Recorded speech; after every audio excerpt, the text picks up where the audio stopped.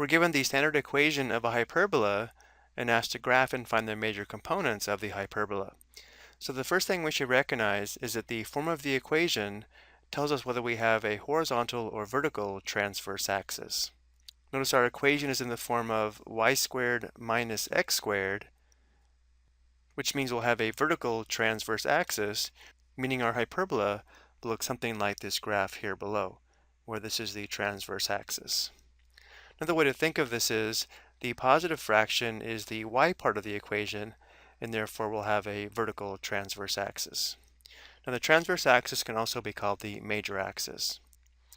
So to start, we want to find the center of the hyperbola, where the center of the hyperbola would have coordinates h, k, but since we just have x squared and y squared, that means both h and k would be 0.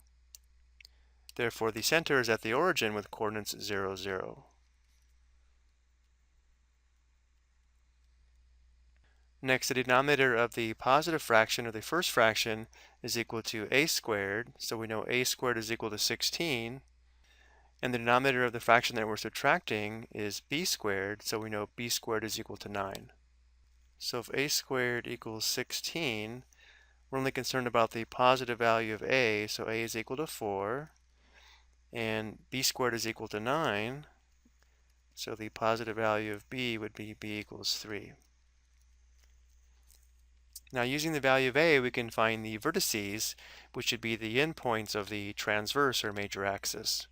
And again, because we have a vertical transverse axis, the vertices or the endpoints of the transverse axis will be a units above and below the center.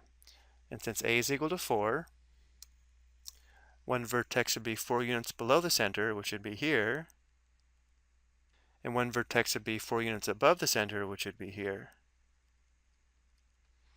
So we can see the coordinates of the vertices would be 0, negative 4, and 0, 4.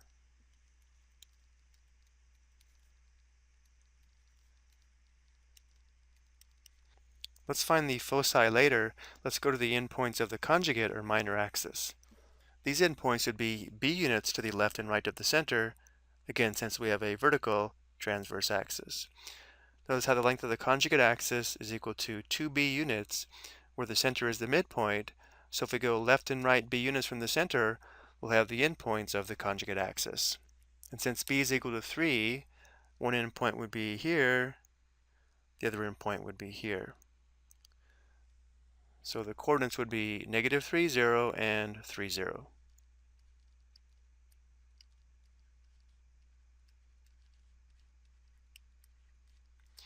Now from here, we're going to sketch a rectangle on the coordinate plane where the vertices and the endpoints of the conjugate axis would be the midpoint of each side of the rectangle. So the rectangle would look something like this.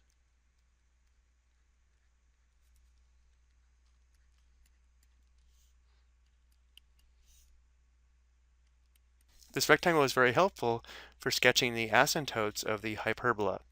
The asymptotes would be the lines that contain the diagonals of this rectangle. So one asymptote would look like this, and the other asymptote would look like this. Now that we've sketched the asymptotes, we can find the equation of these two lines without having to memorize a formula.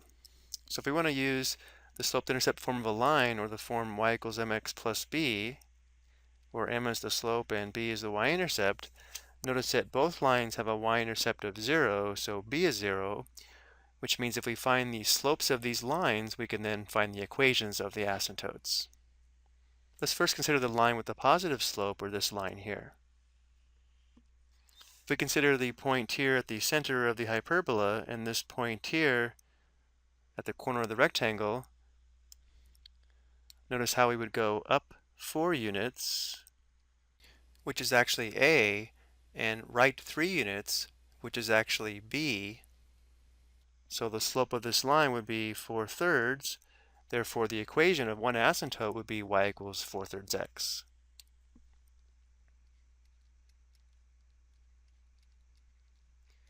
Now if we consider the line with the negative slope, or this line here, again we'll use the center of the hyperbola as one point on the line,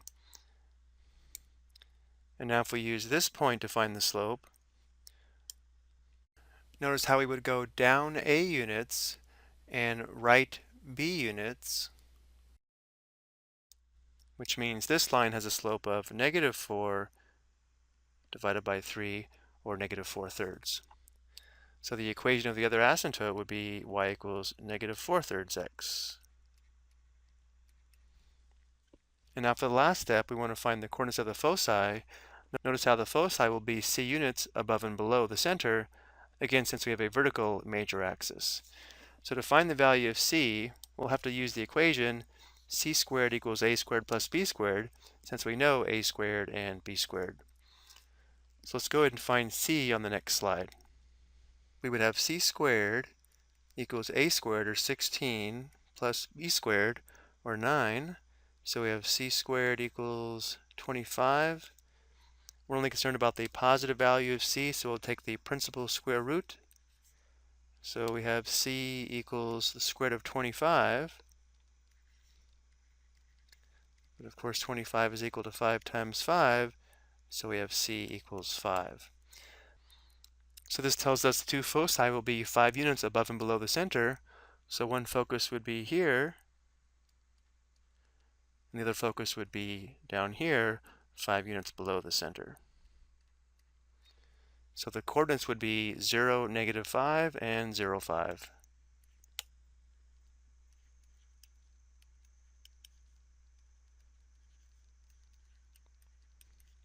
Now we'll finish by graphing the hyperbola. We know it's going to contain the two vertices and approach the asymptotes.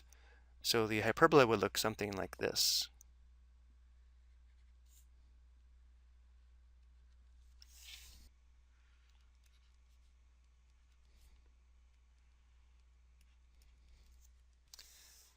Okay, I hope you found this explanation helpful.